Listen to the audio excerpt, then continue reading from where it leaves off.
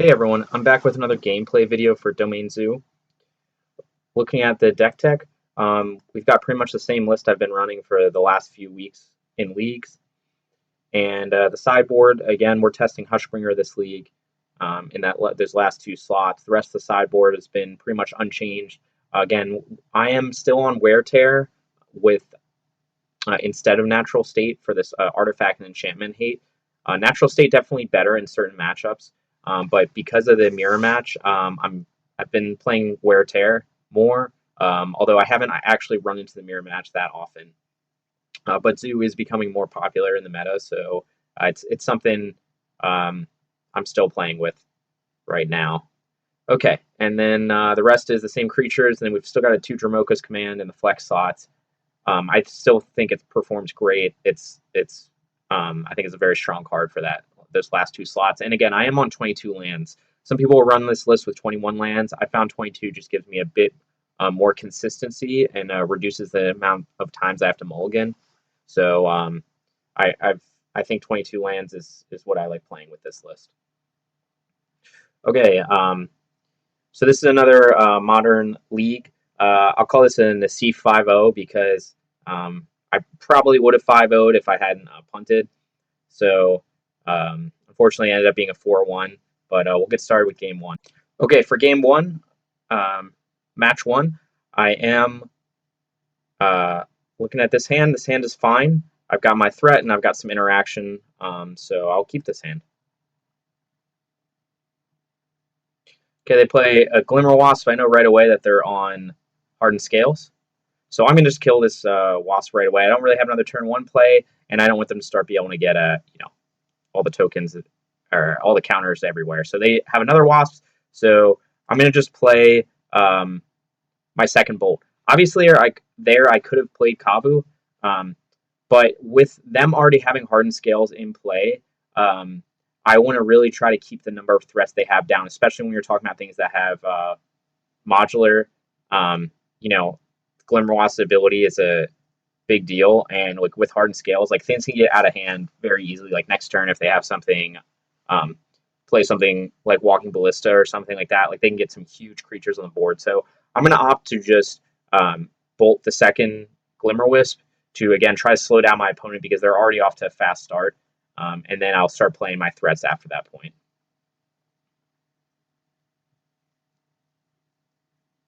Now I've got Domain. Life total is still fine. I'm just going to play the Kavu here. I do double spell and play Ragavan. That's again, I'm just trying to get threats on board. Obviously, he's going to have his construct. It's not going to be very big, but I just want to get stuff on board and start applying pressure because he's still at 20 life. Okay, so he's got an Arcbound Worker, so now his constructs are pretty big. Okay, next I'm going to Tribal Flames one of the constructs. I'm going to Dromoka's Command another construct, and then have him sacrifice the Hardened Scales. That way, again, I'm playing this matchup. I had a video before about how to play against this, but with what my hand is, I'm just trying to eliminate his threats as much as possible. Of course, Dromoka's Command is a strong card in this because I can kill his Hardened Scales. But now, like, yes, he still has the Arcbound Worker left. Obviously, he could trade with Ragavan if he wants to here, which I'm fine with because then he's got no threats and he's got nowhere to move his tokens to. So I know he's just going to take this damage, most likely. And I'm going to loot away this Overgrown Tomb. Not really helpful. I get a Triome, which is not really helpful either, but at least I can potentially cycle it later. So now I'm in a pretty good position. He plays Springleaf Drum, and he plays another Hardened Scales, and then he plays a Ballista. So now I'm not in as good of a position. He's going to just kill my Ragavan, but I'm still doing okay. I've got a lot of mana. I draw another Tribal Flames, which is strong. I'm just going to swing away, and I'm going to try to loot away that Savai Triome. I do get another land, which isn't great, but now the 5 damage goes through. So I think what I did was I just Tribal Flames the Walking Ballista. Now you might say, like, he's at 8 life. Like, what was the purpose of doing that? Like, I could have gotten him down to 3. But the issue with keeping the Walking Ballista alive is he's already got the modular creature on board, and my life total is pretty low. So there's the possibility that next turn I could potentially die if he's able to move counters over to Ballista and then swing with it and then drain it down. Like, basically, he needs a 6/6 Ballista with in order to kill me. And like that's something that's not, having played previously against Hardened Scales, like that's something that's completely doable for him depending on what he has in hand. So I just don't want to risk it, and I'm going to just play it safe. I'm going to kill his Ballista. Like, yes, he still has a threat left, but I still have my big threat on board, and then I'm just grab Gigantha. So obviously I have mana next turn to play Gigantha. He gets a Welding Jar and another threat, but he can't really swing with them, or he decides not to swing with them for whatever reason. And I'm going to loot away, and I get a Binding, which is very good. So now I was debating here how long to wait for him to sack artifacts. Like, I obviously could have waited until the damage step, or sorry, after declaring blockers, and then in hopes that he like sacks his whole board basically to pump Ravager bigger than Kabu. But I also wanted to push the damage through with Kabu. So I opted to let him sacrifice some stuff, and then before blocks, just go ahead and bind the Ravager with the idea that I want to push that 5 damage through, and then I can just play Gigantha, and then I'm in a pretty good spot to top deck some burn to kill him, or something else. So that's what I went with. He ends up sacking anyway, so he makes a 7/7, and then I bind him. And then now he's at 3 life, and I've got the Gigantha that I'm going to play, so now I'm in a pretty good shape. He's got no threats anymore. He's no cards in hand. He's got a top deck here, and he can't do anything. So that was a pretty good win against Hardened Scales, which I think it is a tougher matchup for this deck. So that was game 1, match 1. Okay, moving on to game 2, match 2. Sorry, game 2, match 1. Now, sideboarding for Scales. So what I bring in is I'm going to bring in our Rest in Peace because that will turn off Modular. So it is good against Scales. I'm also going to bring in the Wear Tear for the Artifact and Enchantment Hate. And then I'm going to bring in Hidetsugu Consumes All. Again, another card that's very good for these decks that go really wide. So I'm bringing 6 cards. I'm deciding to take out 2 Stubby Ds, 2 Ragavans, and 2 Nikadals.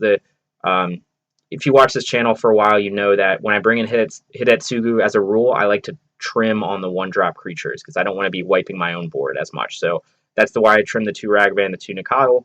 And then Stubby D is fine, but his deck has a lot of creatures, so it's not as good. So I'm going to just trim 2 of them. Like, obviously, it can hit Hardened Scales, but there's not a whole lot of other stuff it can hit in the deck. It can hit Ozolith and things like that, but like he's got so many creatures that it's not as useful to have 4. So looking at this hand is fine. I have my sideboard hate card, which I like to see. I've got a 1-drop and then a 2-drop with Scion, so I'm going to keep this. You know, obviously in terms of sequencing, I'm going to look at just going Triumph turn 1 so that I can go Scion turn 2 and then wipe the board turn 3. And then I can play my Nikadal later. I don't want to just kill my own Nikadal. So he's off to a fast start already. Plays the Walker. I just play my Scion again, just following my plan. Plays the Scales, which is good because now I can just consume all. He's going to put some counters. He's going to try to move him around, but I just wiped his board. Okay, so I'm not. I'm still getting more familiar with this matchup. It's not one I've played a ton. So obviously, I probably should have read Hangerback Walker a little more, because you can see when he dies, you can create the Thopter artifact creature tokens with flying. So, you know, there's an argument there that with what I had in hand, instead of going Hidetsugu this turn, I should have just, I could have potentially done something like Dromoka's Command, killed his Hangerback Walker, and have him sacrifice Hardened Scales, and then I'm in a pretty good spot. Yeah, so then next turn I'm setting up to wipe the board up because he's got all these tokens. He'll still have the Ozolith on board and some other stuff. So I think in hindsight that was probably a better play. I kind of forgot about how he generates these Thopter tokens, but I'm still in a decent position. I've wiped his board largely, and yes, he can chump with these for a while, but like I'm gonna just keep swinging, and he doesn't even chump with them because he wants them alive. Okay, he plays the Ancient Stirrings, plays a Springleaf Drum, plays another Hardened Scales, and then he's gonna swing in for 2. That's fine, though, because I got my Dromoka's Command in hand, so I'm going to just kill one of his tokens, swing, and again, I'm still in a pretty good shape because I play a second Scion, so now his life total is under a lot of pressure. He's going to play a Ravager, which doesn't really help him that much, and I'm going to just swing with everything. He's going to take it to 4, and then I'm going to... Okay, so yeah, I put in the chat. So I've noticed just MTGO has been like a little buggy, and sometimes like when you click, if you double click the companion at the start, it like won't declare it. Like, so if you click it once, it will, but if you double click it, it like does it. So if you see me in the chat, I'm just basically complaining about that because if you see, I didn't declare Gigantha this game. So this turn I was trying to grab Gigantha and it just I couldn't because I didn't declare it. So I was kind of annoyed about that. But as you can see, I've got a pretty good board here, and I'm still at 12 life. So I'm in pretty good shape. There, yeah. So there it is. He didn't end up doing it. He just conceded this turn. I had too wide of a board. He just couldn't deal with it. So that was game 2 against Scales. So that was match 1. Okay, moving on to match 2, aka my Nassif match for the Nassif 5-0. So game 1, match 2. This hand is fine. I've got a threat. I've got some interaction. This is a keep. I'm on the draw, so I'm going to just see what my opponent does and decide if it's... See, he plays Insolent Neonate, so I'm going to just play Heath here. I obviously could have played the Triome, but if I see Insolent Neonate, I think he's on some kind of dredge, so I want to hold up Stubby D in case he tries to go for a turn 2 dredge spell for 2 mana, and then I can counter it. Instead, he goes Asmo, so now I think, okay, maybe it's just an Asmo deck, but... And he grabs Underworld Cookbook. So here, I could have obviously just let this resolve. I could have bolted Asmo, but I'm going to just use my Stubby D. In this matchup, it seems like maybe like if he's an Asmo deck that he's not going to have a ton of spells I can counter. So I'm just going to counter this because I also want to turn his engine off. Like obviously he's going to have some sacrifice, some discard synergy. So I'm going to just try to slow him down. And that's why I just stubbed this.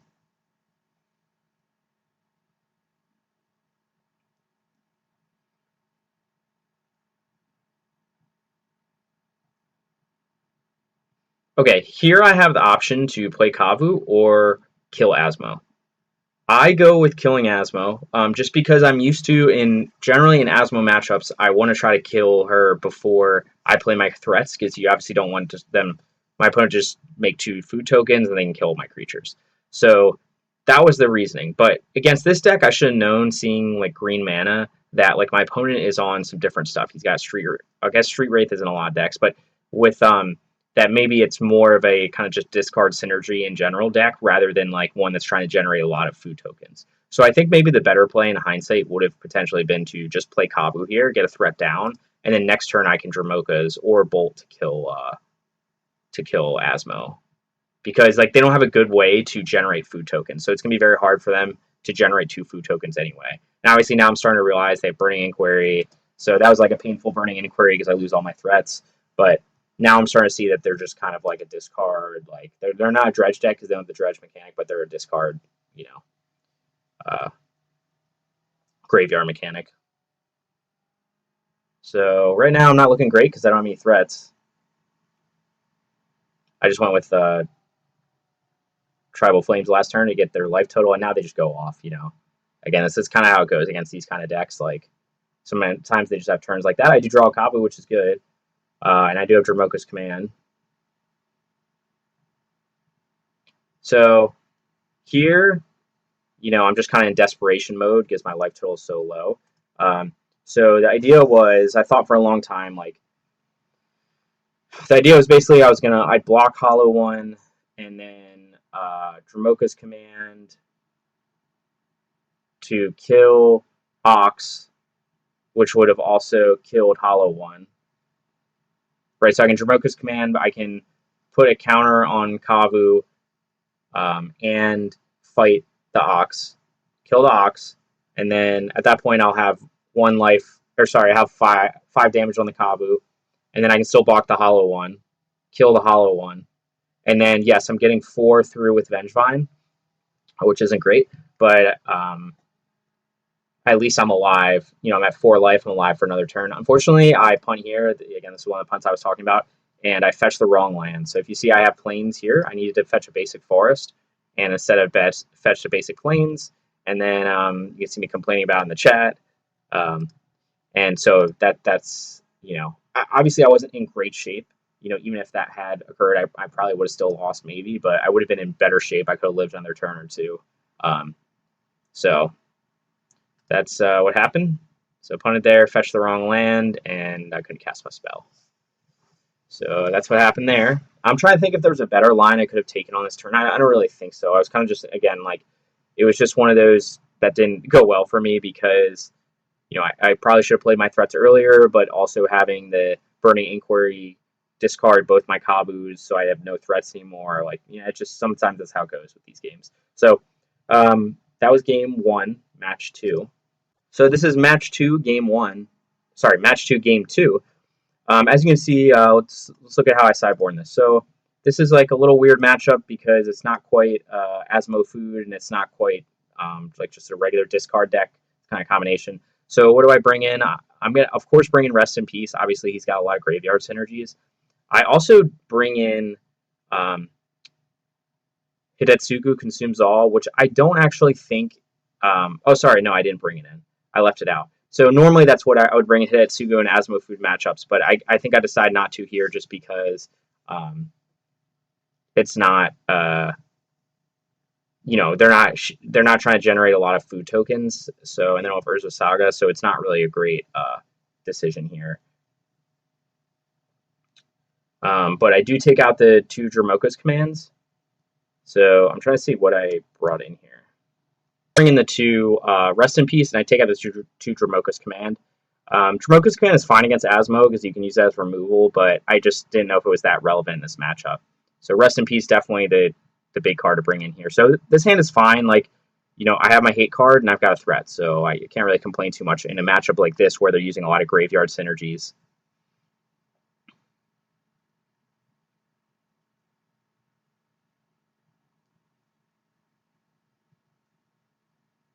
So I have the option here to play Kavu or Rest in Peace. I just go for Rest in Peace because if we saw last game, like this deck can go off in like a turn if they just discard their hand and then get Vengevine, get Hollow One, things like that. So I'm just gonna play the RIP right now. I don't want them to go off, and then they do still get a Hollow One. So I play my Kavu, and then they're gonna go Burning Inquiry. Luckily for me, my hand is all lands, so that actually helped me out. They play an Asmo, and they play a Cookbook. And they play another Hollow One. So again, they just kind of go off this game. This is just the nature with these decks. So what I'm going to do is I'll just fetch a Triumph because I'm wary of my life total here. And I'm just going to kill Asmo right away. And then I'm going to swing in. And I'm expecting him to double block here with the intent that I can bolt the one that lives. So the idea here...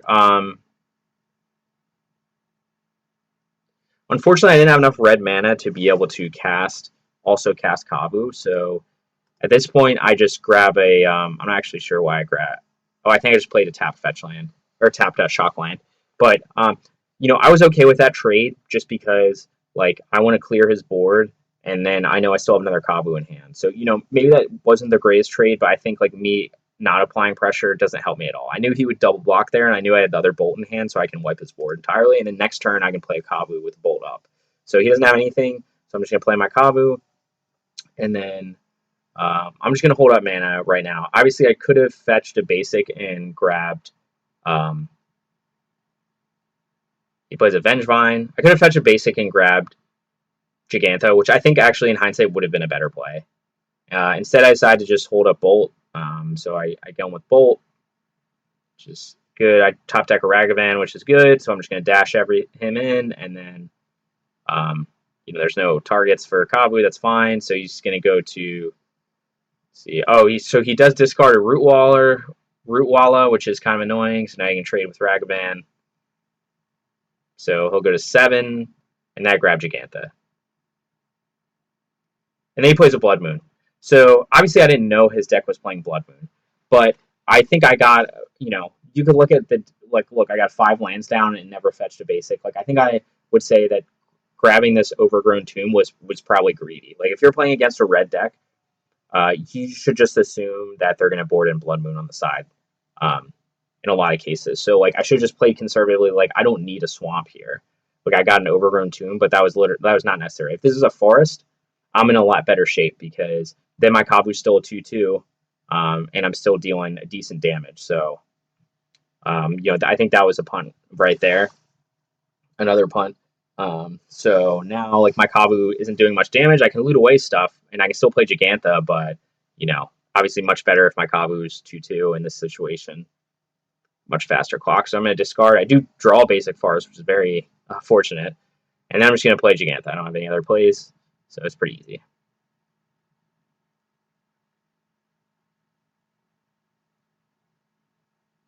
He Lightning Axes Giganta. I draw Rest in Peace, another one. I'm going to just loot it away because I already have one in play. And I draw a land. He gains some life with his food token. I draw Tribal Flames. I'm going to loot away the land. I get another Kabu, which is good. He's going to go to 5 life. I'm going to play my second Kabu. I'm going to Tribal Flames him. He's going to go to 3 life. He's going to gain 3 life, so I think he'll end up at 6. Or, yeah. The end of turn, he ends up at 6. So I'm not in terrible shape here. Obviously not the fastest clock. I do draw another threat, which is great. I'm not going to loot away the Brawler. Obviously, I could try to go for the win here, but he can make another food token. No, he's got no cards in hand, so he can't make a food token. But I'm just going to play it safe, play the second Brawler, and now like he's probably in trouble. I mean, he's going to play an Ox, and then he's just concedes. So that game turned pretty grindy, but you can see the value of having Giganta in a lot of matchups. Like if games go long, it's just Giganta, even though she died to Lightning Axe, it's still is always a strong card to have in matchups like this or anything that goes long. Okay, match 2, game 3. I'm on the draw. This is a 1-lander, so I can't keep that. This is an awkward hand to keep. So let's talk about sideboarding, right? You know, I talked about just bringing Rest in Peace in game 2, and for some reason I decided, hey, let me bring in Hidetsugu. I don't know why I did that. I mean, obviously I think I was just thinking, oh, it's an Asmo deck. Like, they're going to try to get a bunch of food tokens. Like, Hidetsugu is relevant. I don't think it's worth... I think it's too narrow of a card to bring in a matchup like this. Like, yes, the 2 is Exile all graveyards. That's great. But they don't have enough 1-mana cards to really make Hidetsugu worthwhile. So, otherwise, just the Exile all graveyards by, like, turn 4, it can be too slow against this kind of deck. So, I think that was a mistake to bring Hidetsugu. I think I should have just kept in... exactly like I did. I just bring in Rest in Peace and keep the rest of the list stock. I think maybe I even keep a Dramoka's Command, bring back Dramoka's Command in and cut and trim on something else, especially on the draw. I'm not entirely sure, but I don't think I made the right decision here. And then, so this hand, like normally I would say don't keep this hand because, right, there's no threats. But I think I was just getting distracted by the fact that, I have my sideboard card and I have another sideboard card. So I guess I did bring in Wear Tear too. Wear Tear I brought in because I was thinking, okay, well, I can smash an Underworld Cookbook. I can smash a Hollow one. I can potentially smash a Blood Moon. So I brought that in as well. So you see, I cut 6 cards. I think that's for sure overboarding in this matchup. Like, bring in Wear Tear just for Blood Moon. So 2 mana to destroy a Hollow one is okay, but not amazing. 2 mana to destroy a Underworld Cookbook, again, not great when I already have cards like Binding here in the deck. So I don't know that I needed, maybe bring in 1 Wear Tear. I don't think you need to bring in 2, but I did. But I think this is just an example of you want to be careful of not overboarding because it will make your deck worse. And like I was just so worried last game, like, oh, Blood Moon, like, okay, let me bring in Wear Tear. Let me like, oh man, like all these 1 mana things. Let me bring in Hidetsugu. But I think this is overboarding. I think maybe you bring in 1 Wear Tear or 2 on the draw. And I don't think you bring in Hidetsugu. Anyway, so talking about this hand, yeah, I decided to keep this hand. That was also a mistake. You generally don't want to keep a hand with it. The hand has to have threats in it, right? If this was a Rest in Peace, maybe I keep it. Because if I just know that their deck is built so much on graveyard synergies that like I can slow them down enough to hopefully draw into action. But it was Hidetsugu, so again, it's risky to keep this because if you don't draw threats, then you're screwed. And anyway, they bring Inquiry first turn, so it doesn't matter that much. So maybe it's fine to do that against a deck that's running cards like that. But they get their turn 1 Hollow one. So I'm gonna just grab a Triome here, and then now I have options, right? Let's think through the options I have. I could play my Brawler, and the risk with playing Brawler is like I'm on the draw turn 2. Like if they go turn 3 Blood Moon with a Brawler, then I have a 1/3 Brawler against a 4/4 Hollow one that's swinging at me, and I can't cast really any of my useful spells. I can't cast Tear. Tribal Flames only does 1 damage. I can't cast WD, so that's not great. I thought, okay, what if I could go Tribal Flames on the Hollow one, fine. But again, same kind of issue where if they play Blood Moon, I'm screwed. So I think thinking around it, I really should have thought more about what I wanted my turn 2 play it to be, because that would have affected what Triome I fetch, and then what basics I want to prioritize. Like, obviously, the decision here is, should I prioritize Forest versus Plains? I think originally when I fetched the Triome, I was thinking, okay, I'll fetch a Forest, and then I'll play Brawler, and it'll be and even if they go Blood Moon, I still have a Forest in play, but that's not that great because I can't kill their Blood Moon, and I still can't cast a bunch of my cards. So then I was like, okay, well, let me get the white mana, and then I can at least have mana up for Tear. The problem with doing that is, like, if you look right now, I only have 3 land types. So, just getting the white mana didn't really work out because it only gives me 3 land types, really. I want 4 to be able to cast Tribal Flames. And you could say, okay, well, you could hold up SWD, right? If you had if I'd fetched the right triomes, or I could have fetched differently, whatever, hold up SWD. But the problem with that is they are still swinging with Hollow One, and like my life total is already getting low. So I thought about this for a while, and I think I end up. Let's see what I end up doing. I end up destroying Hollow One. But I don't think that was the right play. Like, I think looking back on it, I think the right play was I just had to wait and be patient, because the risk of them playing turn 3 Blood Moon is too high. So really what I need to do is just eat another 4 damage from Hollow One next turn, just not fetch, hold up the Triome. If they play Blood Moon, then I can just WD it, and then potentially the following turn, play something else. But anyway, I think that's what I had to do, but I was just so worried that my life total was getting low. I was like, no, I need to kill this Hollow One now, and I think that was a mistake. And right now, I'm not in a good spot because I only have 3 land types. I do have another fetch in hand, but he plays Blood Moon, so now, like, I can't cast anything, right? I can grab Giganta, that's cool, but as you can see, I was, the other error with getting the planes, like, I fetched a basic planes and then used my only spell that could be cast off basic planes. So, like, that was clearly not the smart move. Like, even if I fetch a basic forest here, and last turn if I fetch a basic forest and I played Brawler, even if he goes turn 3 Blood Moon, I can still play another Brawler, and then I have 2 Brawlers. They're both 2/3. That's not like the end of the world. Like, it's not amazing, but it's still, I can apply some pressure, and maybe I'm still in the game. But I didn't do that.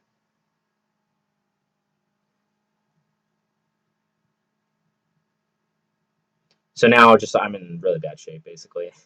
Can't cast anything, and he's just going to go off. He's going to get his Vengevine, get his Ox, and, my life total is already getting down to 10, and I draw land, so I can Tribal Flames and kill his Root Waller, just add really desperation to slow him down, and he'll just keep going.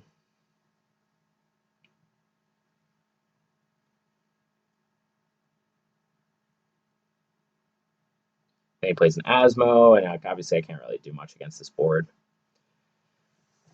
So yeah, I think in the earlier turn, I think there were better plays. I think if I fetch a basic forest on turn 2 and just play a Brawler, I'm probably in pretty good shape. Because then the following turn I could kill his. I could still use Wear Tear to kill his Hollow One. I'm not in the worst shape. You could also argue that if I just hold up WD and counter his Blood Moon, then again, I'm also not in bad shape. But I didn't do either of those things, and you can see, like, Blood Moon is definitely beatable. You just have to play around it a bit, and this was an example where, like, the opponent just had, I couldn't be as patient because they had that turn 1 Hollow One. So it was like my life total was already under pressure, so that's what made me less comfortable, was just trying to sit back and hold up WD, because the risk is he doesn't even play anything turn 3, and then, like, I don't really have much of a play either. But because of Wear Tear being instant speed and stuff like that, like obviously there was no reason for me to play it when I did. I could have just waited.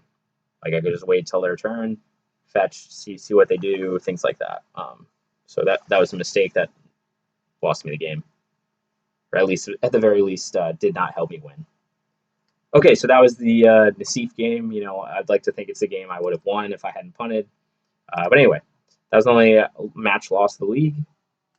Okay, so in round 3, I can see right here they have Kaheera. So when I see Kaheera, I'm thinking they're either on elementals or control. Usually I'm thinking control because that's a bit more common. So this is a one-lander, so I can't keep that.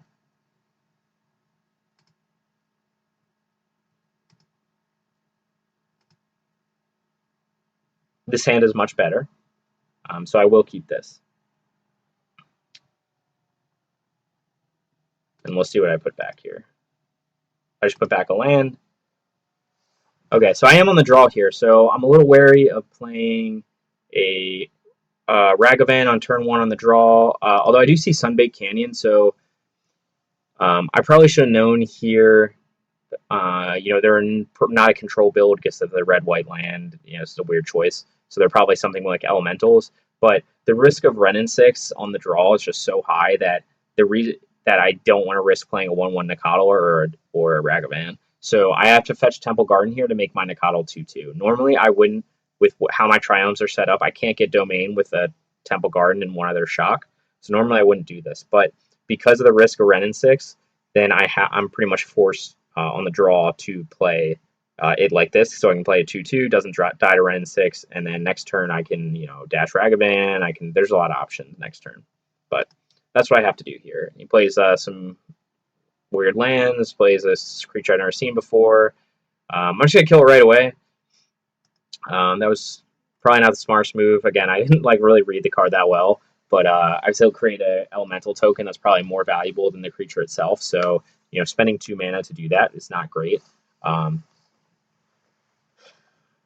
So maybe the better play probably would have been I just swing with Nakano. Maybe he just trumps with Voice of Resurgence to get this token in play, and then I can play like a Kabu. That would have been probably a better sequence here, but that's not what I did.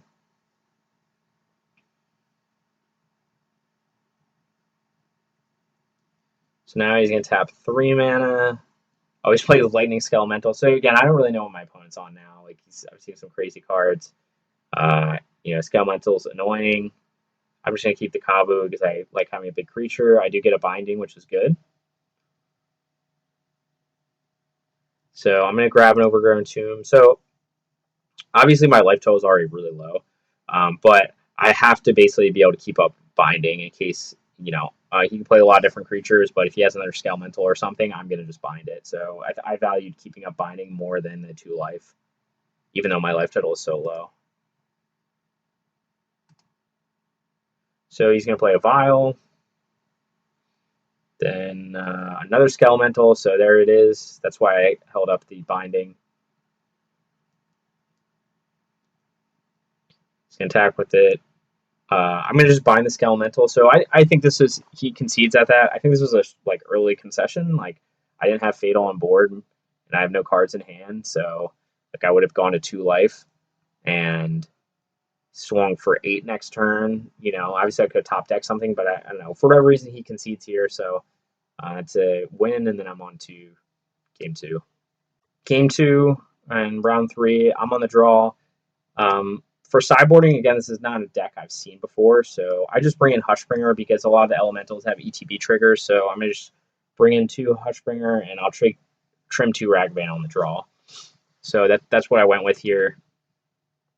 This hand is okay. It's not amazing, but I have a threat. I have some interaction, so I think I'm going to keep this. Just goes Vial turn 1. I'm just going to play my Nakatl. Again, I'm still worried about Ren 6. I don't know if he runs it or not. I don't really have any other threats, so I'm just going to run my Nakatl out. He plays a Smoke Braider. Not a card I've seen before, but at least like a super mana dork for elementals. And so I'm just going to bind that. I obviously could have binded the Vial, but I think that thing seemed like more of an immediate threat just because um, of its ability. Now, I will say, oh, okay, so yeah, the reason I couldn't use Dromoka's command was just because how I had to fetch my mana to protect against Run 6. So he does play an Endurance here, and this was actually a punt here. So if you see, I'm on turn 3, right? I did not play a land pre-combat phase. So if I played the Plains here to specifically, be able to keep up Dromoka's command and Stubby D, then I'm in very good shape here because basically he'd flash into his Endurance, and then I can just have the Endurance fight, and I can put a counter on Nacatl before we declare blockers, which means that his Endurance dies, my Nacatl goes to 4/4, and he takes 4. So I'm in a very, very good position there, and I still have Stubby D up. Not that it matters, though, because of all his Cavern of Souls. But instead, I don't do that, and so now I'm in much worse shape. I do play a Brawler and keep Stubby D up, but, as you can see, now he's going to get a wider board here, and I would have been in much better shape if that Endurance had been dead and my Nacatl was still alive. So it didn't pan out well. He plays this Blanchwood Prowler I've never seen before. So now he's got a pretty wide board. I haven't really put much pressure on his life total. I'm not in great shape. I do draw Binding, which is good. I'm going to just swing and see how he decides to block here. He just blocks with Endurance. So I'm going to Dromoka's. And then I'm going to bind the Vial.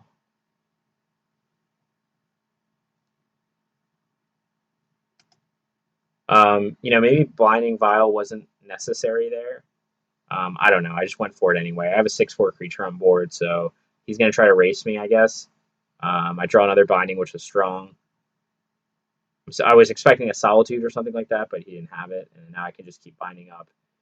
And he's going to grab his Kaheera. He's going to play Kaheera.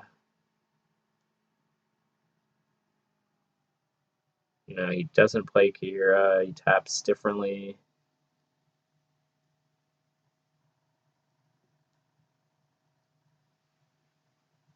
Not really sure what he was doing here. He was clearly trying to tap for something. I don't know if he didn't have the right mana or what, but he ends up not doing anything, which is fine because I'm going to just draw Tribal Flames, so it didn't matter anyway.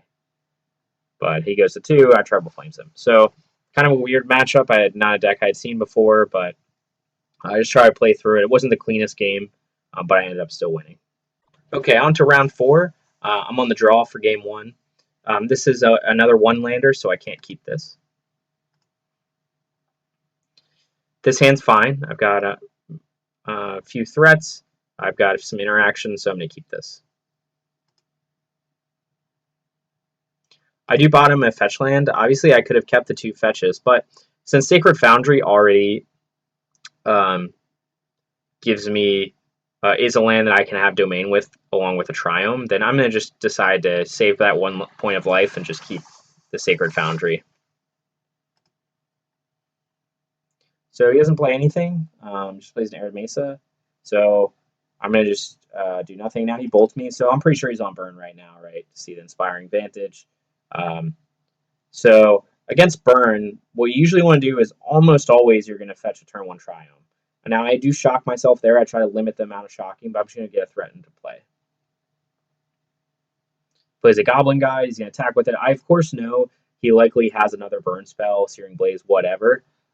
But I'm just not going to take the damage. I'll let him use a burn spell on me. He ended up having Searing Blaze, which is good for him. But still, I'm going to make him use those spells to kill my creatures. I do draw Basic Farce, which is a strong draw, because it allows me to go Brawler and then keep up Bolt.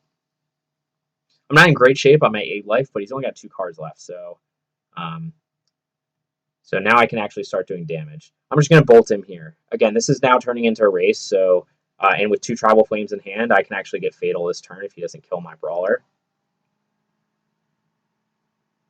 So he goes to 10, and then I'm going to play a Scion. So I had the option here to... I could have shocked.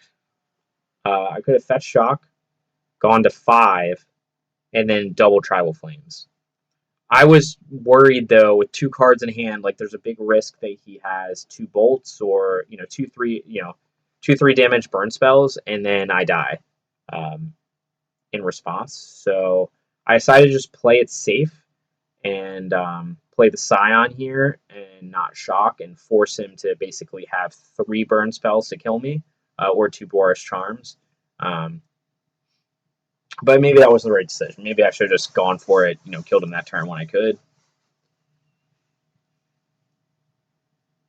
He Rift Bolts me, and then he doesn't have anything else, so then I just kill him.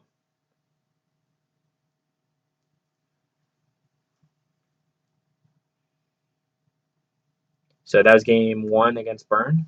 On the draw, game 2 against Burn. This hand is fine. I've got Dromoka's Command, which is a great card against Burn. I've got Binding, good for things like Eidolon, or there's their early threats. Got my own creatures, so this is a fine hand. Go Swift Spear turn 1. So again, I'm thinking I'm just going to play Triumph. It doesn't really matter what my opponent does for the first 2 turns. In general, against Burn, I'm always going to just play a tap Triumph. He's just going off here, so again, now I'm already at turn 2, and I'm already at 10 life. I haven't even done any damage to myself from land, so I'm not in great shape here. I'm going to play my Nikotl, and so here I decide that I have a couple options. I got Fetch Shock and Bind here. There's the possibility of just holding this up to potentially Fetch Shock and get something like a Steam Vents, but it's not great because I can't get Domain then. I'm going to be 1 land type short of full Domain. So, but it's not the worst to get something like, yeah, so I have options here if I have to try to use Flusterstorm, stuff like that. I decided to just not crack the fetch yet right now. Obviously, if I want to bind it, I can always do that at instant speed. So I'm going to just play my Nikotl. I could have, of course, cracked this, shocked, and played a Kabu. But my issue with that was just how low my life total already is. I'm already at 9. If I do that, I'm at 6. And then I'm dead to 2 burn spells, which my opponent almost certainly has in hand with 3 cards in hand. So I'm going to just try to play a little more conservatively. Plays a land, he's going to swing. So I'm going to just crack the thing, tapped fetch. I'll take 1 damage. Apparently he didn't have any other spells there, so that worked out for me. I'm going to start doing damage to him. So he's at 17, now I'm going to just play a Kabu. Now, again, my life total is getting pretty low. I'm at 8. So I could, looking at this, I could say, hey, I don't want to play another threat. I want to hold up Dromoka's Command or hold up Flusterstorm just to be safe. Hold up Binding, I think the risk with that is he's at 17 life, so I haven't put much pressure on his life total. So I'm gonna go with, let's just assume that he's drawing cards. Let's assume with his 2 cards left in hand, he can't do 8 damage to me in 1 turn. So then I can be in decent shape next turn. Potentially swinging for 8, have a Tribal Flames. I can have stuff up next turn. I've got enough pressure on board to do that. So that's why I go with that strategy. He does have the Rift Bolt coming in, so again, maybe I shouldn't have done that. Maybe I should have just held Dromoka's Command. It ends up, of course, he's got his 2 other burn spells, so he kills me. So even with these, I could have been at 1 life, I suppose, if I had kept up Dromoka's Command. The problem with that is, again, I just don't have a whole lot I can't fetch any more lands, and I don't have a whole lot of pressure. I'm just doing 3 each turn.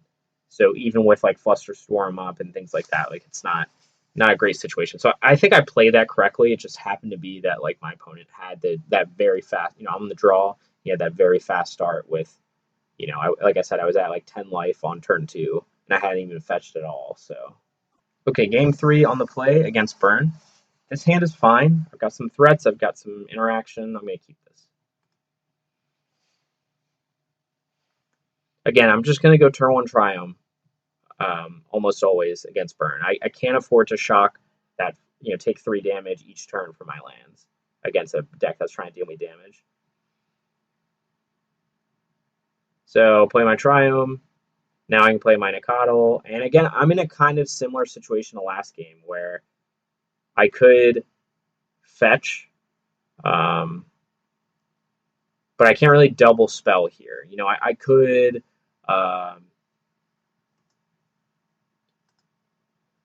maybe there's an argument that let's see. No, see if I had fetched a basic, maybe there's an argument here that turn 2 I should just fetch a basic planes. Um,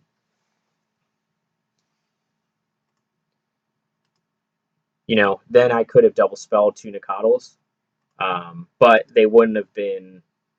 They would have been 2/2s, not 3/3s. So I would have had a trade with Goblin Guide. Maybe that's a slightly better play. I'm not sure. I end up not doing anything, and I'm just going to fetch a, tap land or shock land. Okay, I do draw a Kabu, which is a great draw. I'm going to swing with the Coddle. Now I'm going to play a Kabu, and I shock in a Breeding Pool. I want to hold up Stubby D here. I valued holding up Stubby D over playing another Nicodle. I already have 2 threats on board. He's only got 1 threat, and he can't really connect with it. And I'm thinking, okay, let's say maybe he attacks with Goblin Guide again. I can block his Goblin Guide. And if he's got Searing Blades or Bolt or something to try to kill the Kabu, then I can save it. And then I'm in a very good position. So that was my thought process of shocking here to get Stubby D in. And I also had the shock land in hand also, which is important because it means I'm saving myself 1 life by not using a fetch anyway. So like the shocking, paying 2 life isn't the worst. Again, it's better than 3 life. So that's kind of why I went with that. He ends up rip bolting me, which I'm going to let through because I'm trying to stub a bigger spell. I end up just stubbing his last Lava Spike, and now he can't attack. I do have Dramoka's Command here, which I'm going to hold on to for when I need it. I'm going to swing with everything, and I'm surprised he blocks with Goblin Guide here.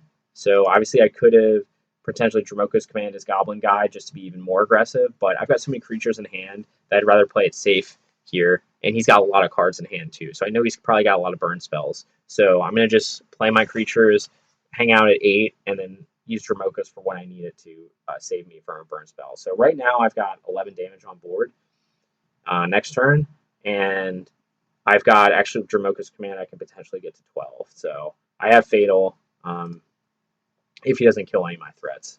He does draw Sunbait Cannon, which is good for me. So I'm going to swing with everything and loot away the lands. See what he tries to do here. Okay, he's going to go Deflecting Palm. So I read Deflecting Palm for a while because I just wanted to make sure I was doing this right. So he's going to prevent the damage, but if I use Dramoka's Command on it, if you see the wording of Dramoka's Command, prevent all damage, target instant sorcery spell would deal its turn. So this is saying that Deflecting Palm will deal that damage to the controller. So me casting Dramoka's on Deflecting Palm is going to keep me from taking that damage, but he will also be able to prevent that damage. So I decided to put the counter on Kabu. I don't think that was the right move. I forgot that he would still be able to reduce the Kabu's, prevent the Kabu's damage. So I should have just put it on one of the Nicodles. I think I was playing around like, what if he bolts my Nicodle in response? But that's not that big a deal. Like if he does that, great. He bolted the Nicodle and not me. So I should have put on one of the Nicodles because he'll probably pick the biggest. Let's say he picks the Kabu to deflect, then I can still do 7. He'll still go to 5. So it's 1 more damage I push through. So anyway, Deflecting Palm, yeah. So he doesn't. So he takes 6, but he would have been at 5 if I played a little better. But I'm going to just play Nicodle. So I'm still at 8 life. So I'm still in pretty good position. Obviously, he could, he would have to have another land and basically like 2 Boris Charm or something, or 3 single burn spells to kill me. So he ends up, he only has a Charm and a Skewer the Critics in hand. So he can get me to 1, but he can't kill me that turn. So that was round 4 against Burn. I don't remember if I covered the sideboard against Burn, but it's pretty simple. I just bring in the Flusterstorms, and I trim Ragavan and a Brawler. Ragavan's not super amazing just because they have so many threats that he never connects. He's fine, but Brawler I just trim because it's a Bolt deck, and he's a 2-drop that dies to Bolt. So you just trim those, and then I bring in the 2 Flusterstorms. Okay, round 5, game 1. This is a awkward hand. It would be a great hand if this was another fetch. Unfortunately, it's just too weird because I don't have Stomping Ground in this deck, so I can't go like red-green on turn 1. If I get a Triome, I can't have red and green on different mana, so it's not ideal. So I have to mulligan this. this hand is fine. I've got my turn 1 threats. I got a Scion, a big 2-drop. I've got Tribal with some interaction, so this is a fine hand. Just been a Tribal Flames, and I'm on the play. So play versus draw, right? On the play, I'm going to play Ragavan almost always if I'm turn 1 on the play against an unknown opponent, just because this is so much pressure that some decks just can't. If they can't deal with Ragavan turn 1, then it just snowballs, and I've won games entirely just riding on Ragavan. So I'm gonna just in unknown matchup, I'm always gonna go turn 1 Ragavan if I have the opportunity. He plays a Swift Spear, so now I know I'm against Burn again. I thought for a while, like, oh, do I want to block trade with a Swift Spear? But ultimately, I'm on the play, and he's only doing 1 damage at a time. So I'm going to just keep my Ragavan alive to get the mana advantage, because ultimately I'm trying to race my opponent. So I'm going to just try to get a really wide board.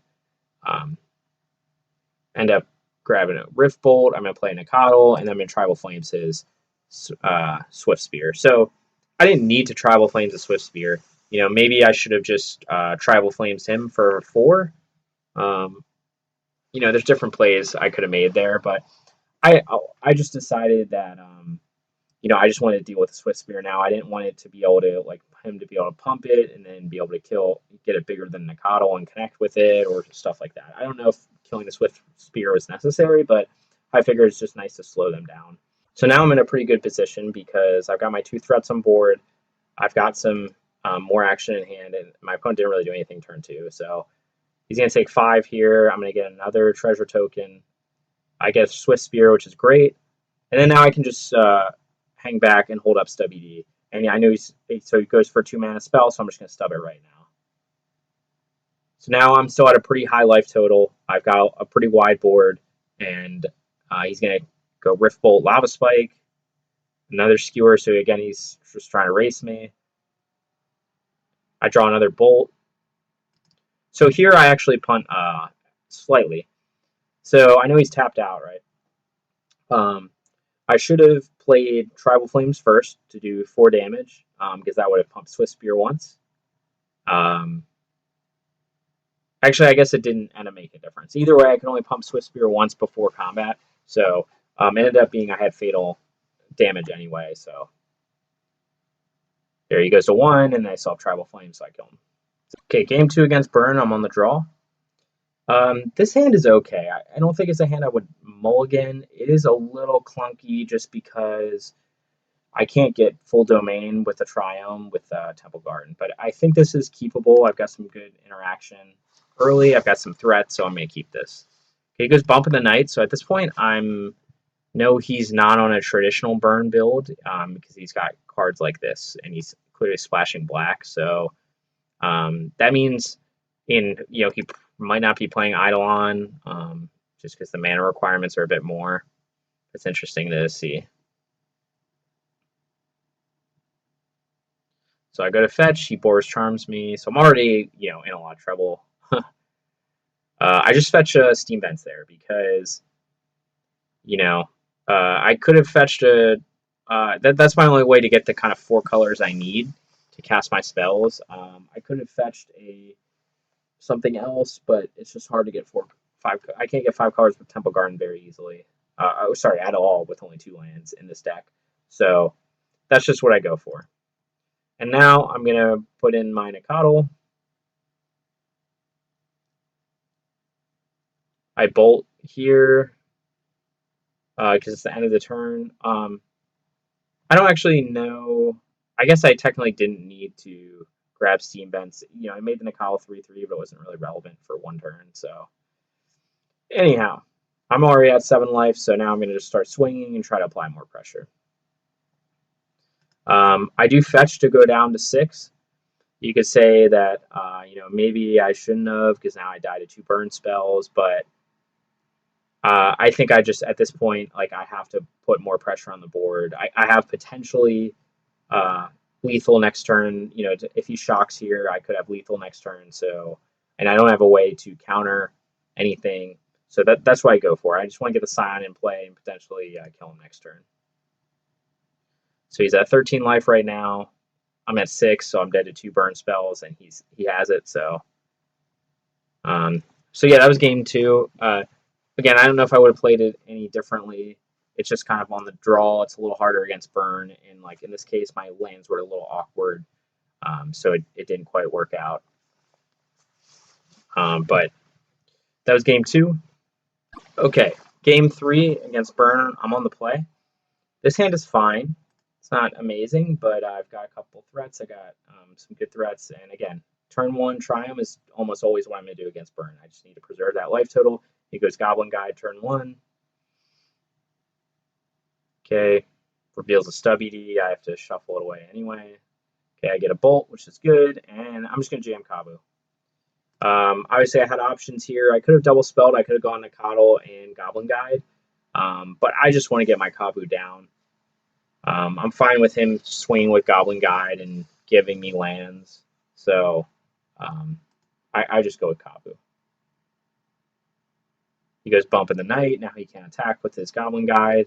I draw basic planes, which is good. He's going to chump, which I was surprised about there.